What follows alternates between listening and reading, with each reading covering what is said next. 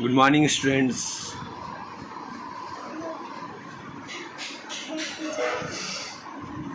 चलते हैं अगले क्वेश्चन की तरफ। इस क्वेश्चन के अंदर हम सीखने वाले अंडर रूट 2 को रेशनल इरेशनल प्रूव करना कि अंडर रूट 2 को क्या प्रूव करना है, इरेशनल प्रूव करना है। इरेशनल कैसे प्रूव करना है? खाली अंडर रूट 2 ही नहीं, अगर आपका अंडर रूट 3 है, अंडर रूट 5 है, अंडर रूट 7 है, अंडर रूट 11 है, अंडर रूट 13 है, अंडर रूट 15 है या 17 है, कोई भी अंडर रूट के क्वेश्चंस हो, अगर सिर्फ सिंपल इस तरीके से अंडर रूट में है या अंडर रूट 8 है, तो भी आप उसको इसी मेथड से प्रूव करने वाले। बस क्या, जहाँ मैंने अंडर रूट 2 लिखा है वहीं पे आप उसकी जगह इनमें से जो डिजिट, अगर 3 को प्रूव करना है तो अंडर रूट 3 लिख देना, अंडर रूट 5 प्रूव करना है तो अंडर रूट 5 लिख लेना। कैसे जरा मैं प्रूव करके बताता हूँ। और ईजी मेथड है, बहुत ज़्यादा ध्यान से देखेंगे तो आपको बहुत अच्छे से समझ में आने वाला है। सबसे पहले आप क्या करने वाले हो, लेट अंडर रूट 2 सोल्यूशन डाल देता हूँ इज़ ए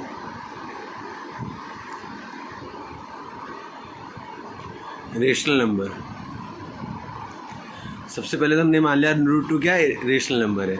तो अंडर रूट 2 इक्वल टू क्या लिखना है यहाँ पर, अंडर रूट 2 के बाद पी अपॉन की जब रेशनल है तो वो पी अपॉन क्यू के रूप में होगा, where P and Q are coprime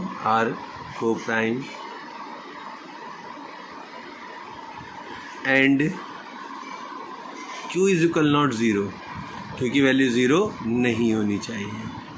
ठीक है, अब चलते हैं आगे।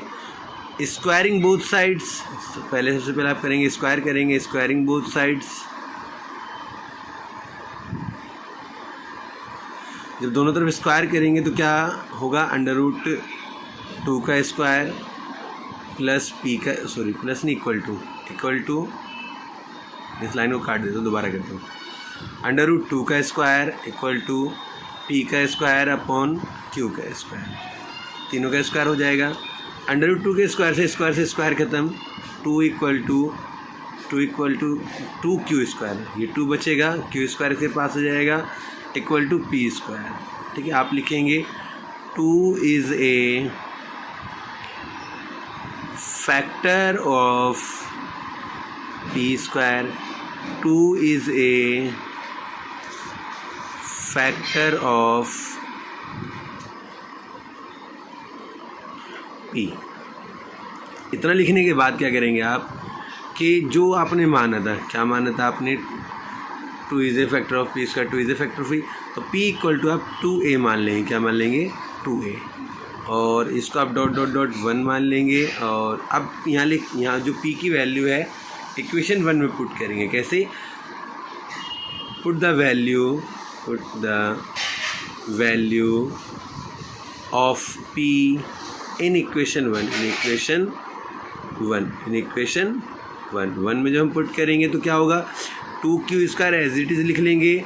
फिर क्या होगा, यहाँ पर 2q स्क्वायर के बाद p की जगह लिखेंगे 2a का स्क्वायर, मीन्स इसको सही से लिख लेते हैं, 2q square equal to 2 into में 2a square.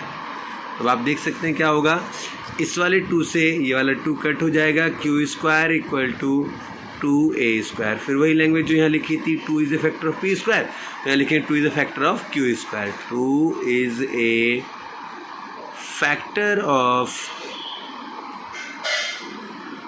q square and 2 is ए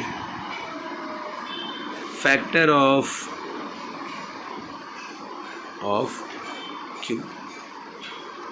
इतना एक बार मैं सारा शो कर देता हूँ आपको। इतना आपको लिखना काफ़ी ज़्यादा ज़रूरी होगा, क्योंकि इसके आपको मार्क्स मिलने वाले हैं। और इसके बाद अब जो मैं लैंग्वेज बताने वाला हूँ वो लैंग्वेज आप लिखने वाले हैं ज़रूर। चलो लेके चलता हूँ मैं आपको लैंग्वेज की तरफ आगे, कि जो आपको नोट करना ही करना है। Therefore P and Q have at least 3 as a common factor. मतलब सबसे पहले हमने क्या बताना है, जो पी और क्यू क्या है, इनके कॉमन फैक्टर क्या है, 2 है। 2 इज़ ए कॉमन फैक्टर, क्यों, हमने ज़्यादातर क्या देखा, 2 उसको बार बार डिवाइड करा। But this contradicts that fact that A P and Q are को प्राइम। जबकि हम जानते हैं पी और क्यू को प्राइम क्या होते हैं, ऐसे नंबर्स, मान लो यहाँ पे 6/4 लिखा है, तो 2 तिया 6, 2 दूनी 4, ये तो कट गया। लेकिन 3/2 को क्या हम और काट सकते हैं? क्या इनका कोई कॉमन फैक्टर है?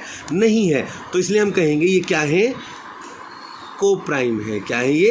को प्राइम, जिनका कॉमन फैक्टर 1 के अलावा और कुछ भी नहीं। लेकिन यहाँ इनका कॉमन फैक्टर कितना आया? 2, क्योंकि 2 से पी भी डिवाइड हो रहा था और 2 से क्यू भी डिवाइड हो रहा था, इसलिए P and Q are coprime. तो this contradiction has arisen because, क्यों आई ये contradiction? Of our incorrect assumptions that, हमने क्या मान लिया था? √2 को रेशनल मान लिया था, इस कारण से ये प्रॉब्लम सामने आई। सो वी कंक्लूड दैट, हमने कंक्लूड किया that √2 is a rational number. उम्मीद करता हूँ आपको ये समझ में आया होगा। एक और क्वेश्चन देख लेते हैं ऐसा ही। तो स्टूडेंट्स देखते हैं अगला क्वेश्चन है, prove that the √3 is rational. तो हमने क्या करा? लास्ट वाले क्वेश्चन की तरह √3 इज ए रेशनल नंबर, हमने इसको मान लिया।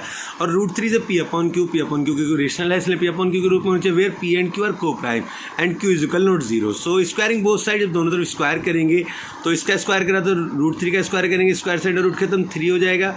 और P square upon Q square 3 के साथ मल्टीप्लाई होगा, 3Q स्क्वायर बराबर P स्क्वायर आ जाएगा। इसको .1 मान लेंगे, लिखेंगे 3 is a factor of P square,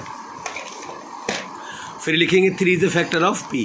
late P equal to 3a, हमने P को क्या मान लिया? 3a मान लिया। क्यों? क्योंकि हमने P की वैल्यू इसके अंदर पुट करेंगे तो क्या होगा? 3Q स्क्वायर और P की जगह हमने 3a लिखा, स्क्वायर हुआ, a स्क्वायर का मतलब 3 इंटू में 3 और a का स्क्वायर, तो 3 से 3 खत्म हो जाएगा, Q स्क्वायर बराबर 3a स्क्वायर।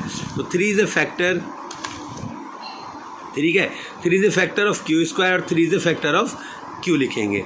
तो देर फोर इसकी वजह क्या हुआ? P and Q are have at least 3 as a common factor. 3 क्या एक कॉमन फैक्टर के रूप में इनके पास है।